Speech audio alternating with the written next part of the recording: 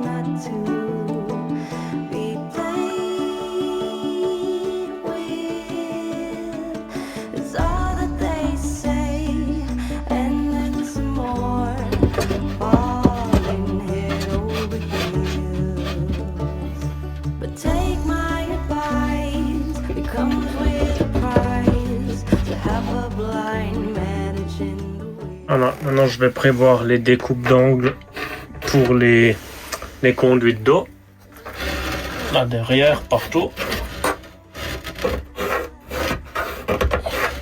Et ça, je vais préassembler à côté dans l'atelier. Si j'arrive à la rentrer en un morceau, je redévisse et je colle. Et si j'arrive pas à rentrer ça en un morceau, bah, je le visserai sur place. À voir. Parce que je sais pas si je mets le revêtement avant de mettre ça ou après et je le découpe. Je me dis là, il n'y a pas besoin de revêtement. Là, une bonne couche de peinture et c'est bon. Ça évite de mettre du revêtement là où c'est pas forcément nécessaire.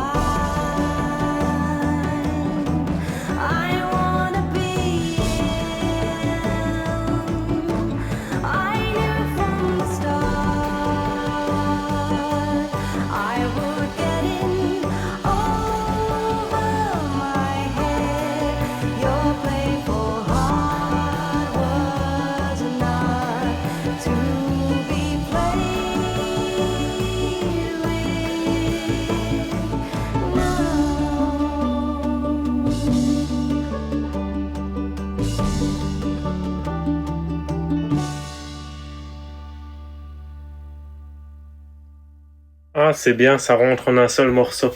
Donc là, les 3 parties, je peux les coller. Ça tiendra mieux que juste les 3 vis dans le champ d'un panneau d'épaisseur 10. C'est un peu limite pour les vis là. Donc une fois que ça sera collé, ça sera bon. Le bac à douche, il rentre nickel. De toute façon, j'ai réfléchi pour pas m'emmerder. Je recouperai les bords là. 2-3 mm en fonction du revêtement que je mets au mur. Au moins, d'abord, je fais le revêtement étanche et après, je mets ça en place. Et après, je finis là avec le revêtement étanche et un joint dans les angles. Ça m'évite pas mal de découpes en fait. Voilà. Là-dessus, finalement, je mets du contreplaqué de 15. Ça va être trop limite le 10. Donc là, sur l'assise du 15. Et comme dit, dans les bords là, il y aura des bandes en 10. Donc le contreplaqué de 15, il sera bien en appui. Une fois là au bord, là-dessus, là-dessus et là. Pareil, petite bande de contreplaqué. Et derrière aussi. Ça se rétrécit, hein. Comment je vais procéder? En fait, je crois que je vais d'abord couper le panneau entier pour là-dessus. Après, je découpe le trou pour le séparateur et la lunette. Et après, je ferai mes traits ici, pour faire déjà le bâton ici pour accéder au seau et mes 2 clapets là. Pour mesurer précisément, j'avais posé ça sur ma structure. J'ai mesuré la distance du mur au panneau. J'ai tracé un trait devant et maintenant j'ai juste à remesurer mes mêmes valeurs et à tracer comme ça et j'ai exactement un panneau pile poil la dimension que j'ai entre les 2 murs. Pour pouvoir lever, pour avoir une prise, je vais laisser dépasser de 5 mm à peu près. Donc j'aurai une prise pour pouvoir lever. Idem pour les petites trappes ici. Et au moins s'il y a de l'eau qui va dessus par exemple, elle goûtera devant et dans le bac à douche. Elle goûtera pas sur le champ, l'épaisseur du panneau. Donc maintenant je vais juste décaler mon trait là de à peu près 5-10 mm. Je vais fixer une petite chute de contreplaqué. Au moins je peux pousser ça dessus. Et après je trace ma planche.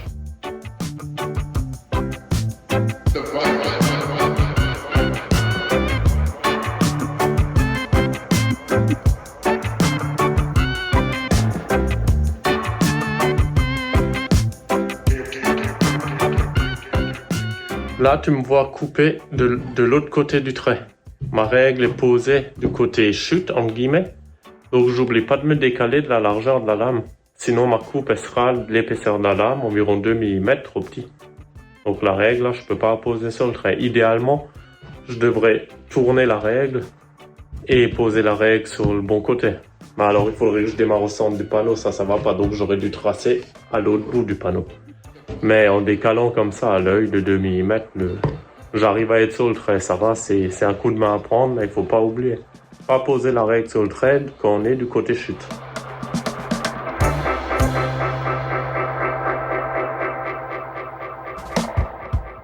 Tu vois, le trait, je sais pas si tu le vois, mais on le voit encore tout légèrement. Voilà, donc là je suis bien, j'ai bien ma cote. Tu m'as vu aller bien plus loin, c'est normal parce qu'il faut que je coupe encore des bandes après pour sur les parois de côté, tu vois. Donc là au moins ils auront tout de suite la bonne longueur. Donc je vais couper là et après je couperai le tout sur la table de sciage.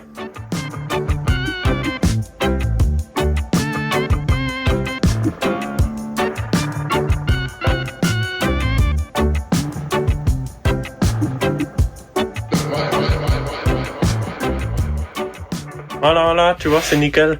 Maintenant, je vais enlever le tout, je vais emmener dans le garage. Je vais juste tracer un trait de repère ici.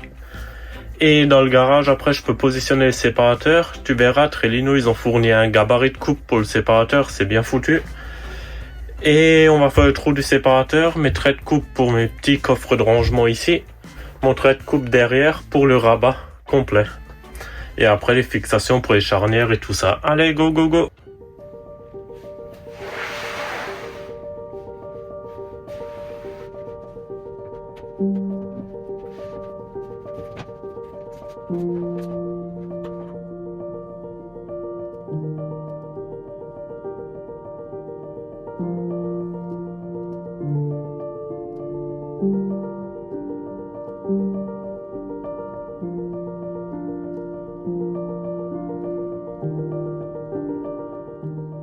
En gros, le séparateur, il est à fleur avec la lunette devant. Pas trop l'avancer, forcément. Je vais le reculer au max.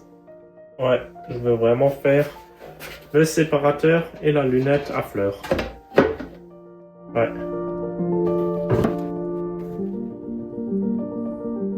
Regarde, si je dis pas de bêtises, là t'as l'axe. Il y a un petit arrondi là, un petit arrondi là. Donc ça, je vais tracer un trait pile au milieu et je vais aligner mes deux encoches ici. Bon, moi je suis sûr qu'il est droit.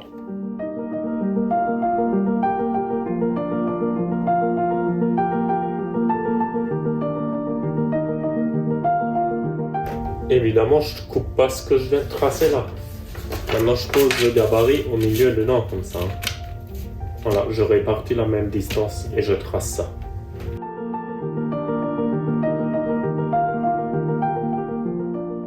En fait, l'extérieur, par rapport à la découpe qu'il faut faire, il y a pile 20 mm tout autour. Les diamètres, entre guillemets, sont 40 mm plus petits. I'm bored to death on the job. I'm sick of walking this dog. It's like I live in a fog.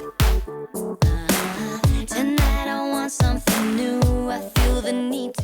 C'est ça, ça? Ouais.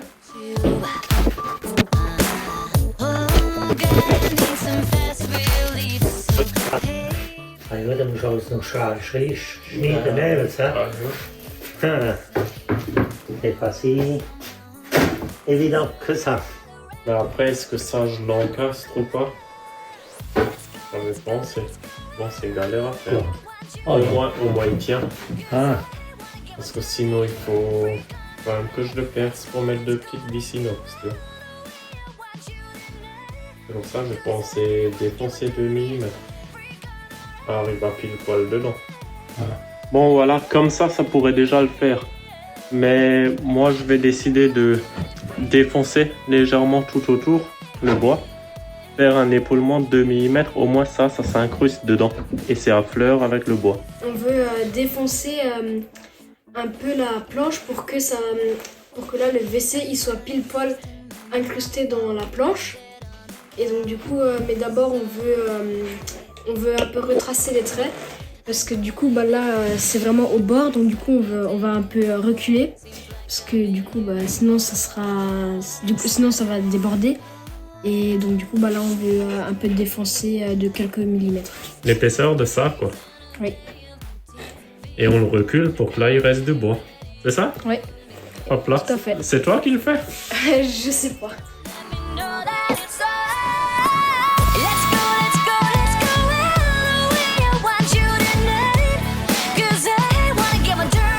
Juste mesurer l'épaisseur de ça. Je veux faire pile la profondeur de blablabla.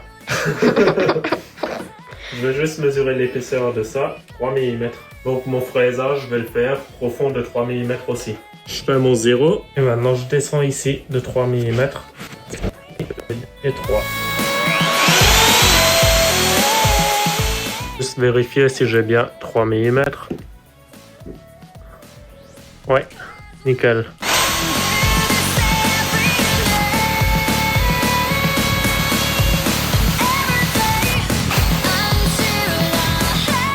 Je crois que ça rentre. Ouais.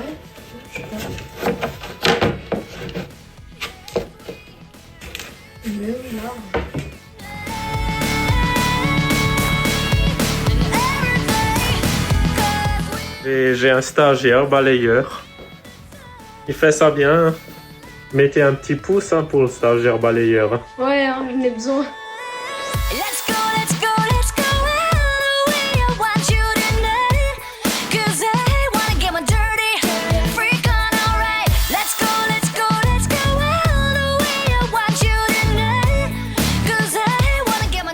Voilà, je vais quand même prévoir en plus les vis qu'ils fournissent avec le système qui prend le contreplaqué en sandwich. Je vais juste mesurer le diamètre de ça, à peu près 11, pour faire un trou. Au moins j'enfile ça. Et après j'ai juste à serrer. Dans ce sens. Tac, tac.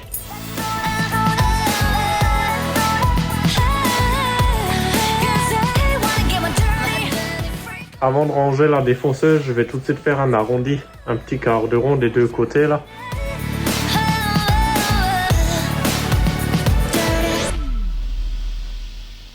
Donc là j'ai mis une petite fraise avec un roulement. Donc le roulement il roulera là sur le bord et ça me fait le petit quart de rond.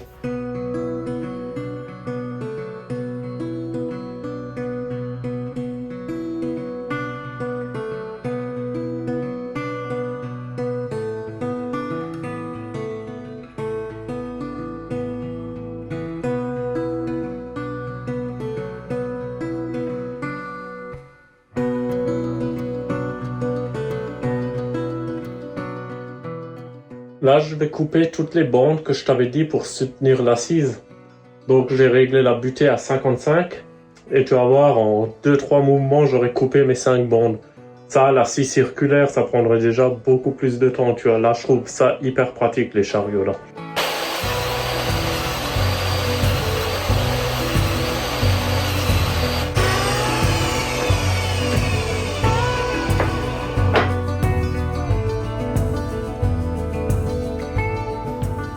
Tu vois,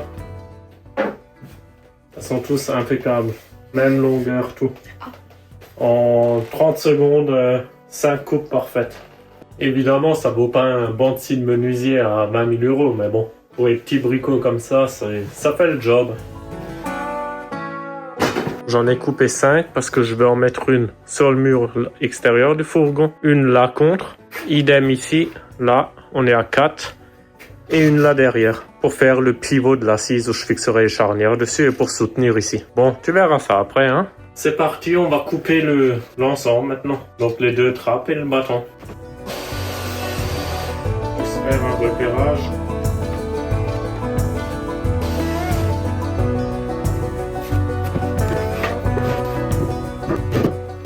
Maintenant, je vais juste couper encore une bande derrière. La charnière, je veux pas la mettre contre le mur parce que sinon j'arrive pas à lever de beaucoup. Si je décale un peu vers l'avant, je peux lever complètement.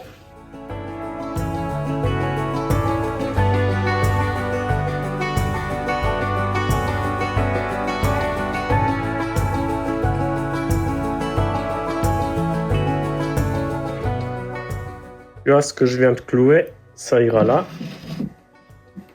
Et là derrière, je peux mettre les charnières. Comme ça. Voilà, voilà.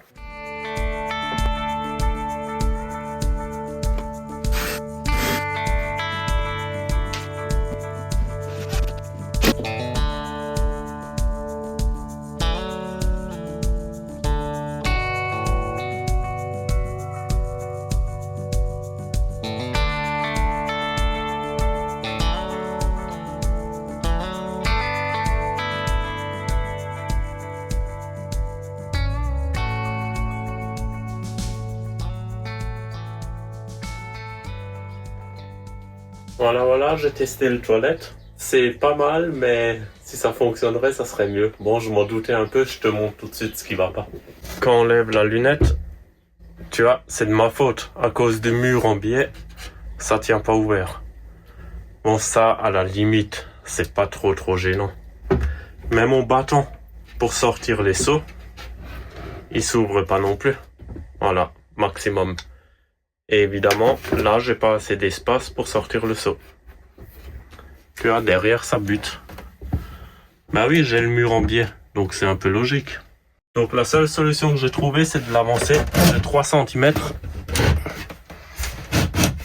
Donc si je l'avance de 2 cm et demi, la lunette, ça tient ouvert. Et mon bâton, regarde, il s'ouvre, ça passe pile poil et ça tient ouvert. Et là, j'ai bien accès pour sortir les seaux, tu vois. Voilà. Donc, il faut que je l'avance de 2 cm et demi, à peu près. Donc, forcément, ça sera recoupé. Mes trappes de côté, ça tombe bien parce que actuellement, elles s'arrêtent là. Et elles peuvent se lever. Elles gênent pas contre le mur en biais. Donc, la nouvelle pièce en bois que je vais couper, elle ira de là derrière. Elle prendra la forme là, comme ça, tu vois. Vraiment un genre de T. Et par contre, le bac à douche, il rentrera plus. Donc là, pareil, il faudra que je coupe le bac à douche de 2 cm et demi. Côté toilette. Je perds un peu de place dans la douche, mais bon. Le laisser derrière et pour pouvoir sortir les seaux, il faut d'abord lever ça sortir le séparateur, lever ça, ça va être trop pénible. Donc autant l'avancer de 2 cm et demi, refaire la petite pièce en bois derrière. Et là, voilà, tu vois, ça c'est là où il y aura la sciure. Voilà. Donc la pièce que je refais, c'est ça. Voilà. Et ça, au moins, maintenant, ça s'ouvre. Parce que si je recule de 3 cm, 2,5, j'ai le même problème. Ça peut pas s'ouvrir. Toujours pareil à cause de mon mur qui est en biais. Ouais, y a rien qui est droit dans un fourgon. Donc en gros, c'est de l'adaptation à chaque fois qu'on fait quelque chose. Avec un mur droit, c'est sûr, ça aurait été plus simple et tout. Mais après, c'est toujours pareil. On veut pas faire une douche trop grande pour pas perdre trop de place dans le salon. Et après, voilà, on se retrouve bloqué à cause de 2 cm et demi. Mais bon, c'est pas grave, il y a toujours des solutions. Bon, j'ai commencé le montage pour la vidéo de jeudi et je vais la couper en 2 fois. Donc il y aura une partie 2 pour les toilettes, sinon ça va durer 1 heure. Parce que mine de rien, il est loin d'être fini. Déjà à cause du problème là, il faut que je recoupe comme je t'ai expliqué. Et puis après, il y a tout le reste, les clapets, la fixation, etc. Donc jeudi prochain la suite. Allez, bon week-end à mardi et après à jeudi. Allez, ciao ciao.